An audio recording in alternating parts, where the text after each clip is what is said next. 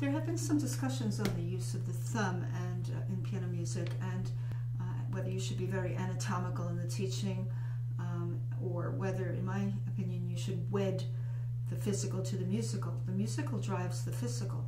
And so I've been posting some Anna Magdalena notebook pieces, which actually are good reference points for how the thumb in many different aspects is used. I'm going to start with the famous G major minuet, which is a series of rolling arpeggios. And you know, we do know with the arpeggios that the thumbs tend to stick out.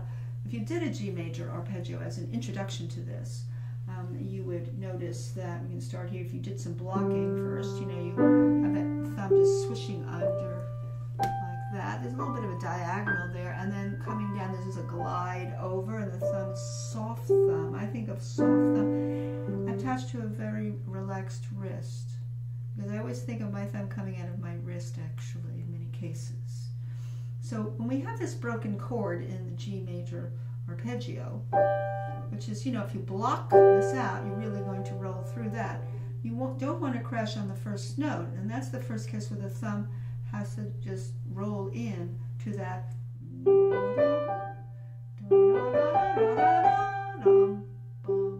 of course, the third beat is easy to crash on.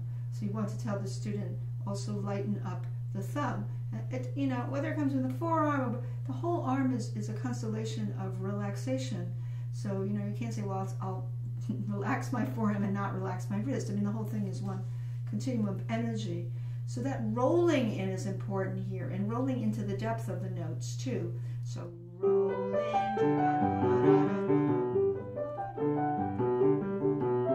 You can see the roll into, roll into, roll into.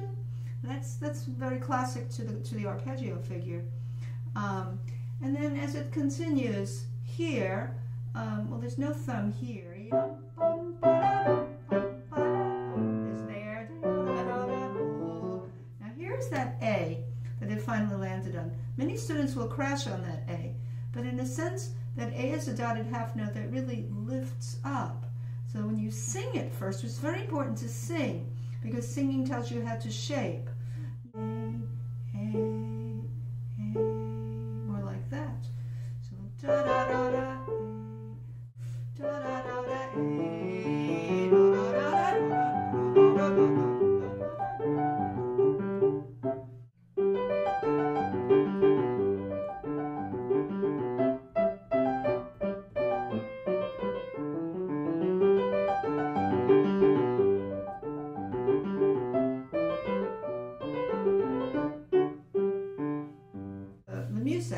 The muset's very tricky because of the jumps, you know, going back and forth. And, you know, I think most students wouldn't crash the thumb there, because you're rolling 4/16 over to the A like this. So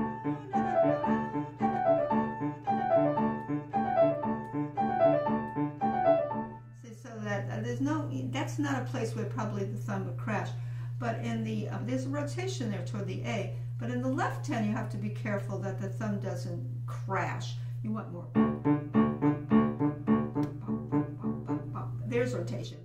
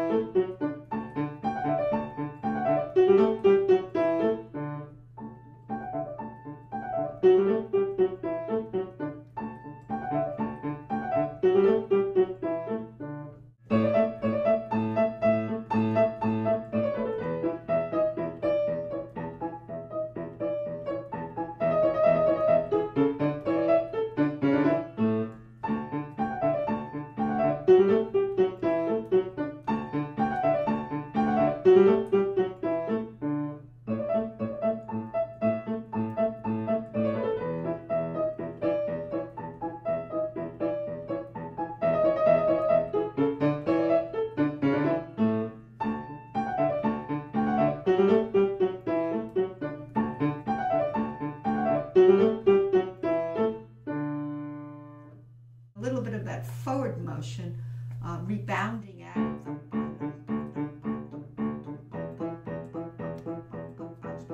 Of course, the bouncing is important, because for staccato, you want to feel like each one's bouncing on a trampoline out of the other one, bouncing out of the other one, so you don't get tight. And there again, when we know how to play a scale that we play lighter on the thumb, at least I do, and we advance it a little, and so it swivels under. So thumb over, under. And look what I do at the end. I go forward, and there again, when you're finishing up, there again, I teach that a lot. But in this, you have the standard, tunnel switch under, the thumb coming under a short tunnel.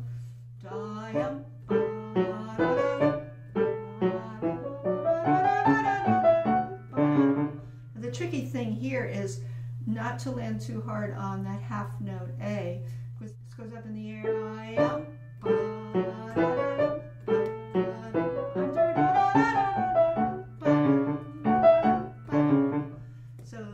Places you have to be careful. Same with here.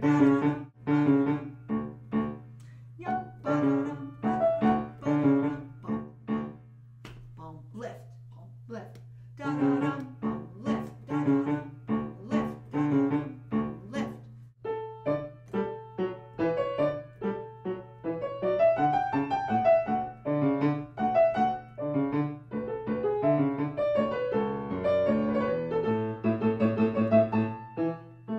So there's always that thinking up with the thumb and having a very loose wrist.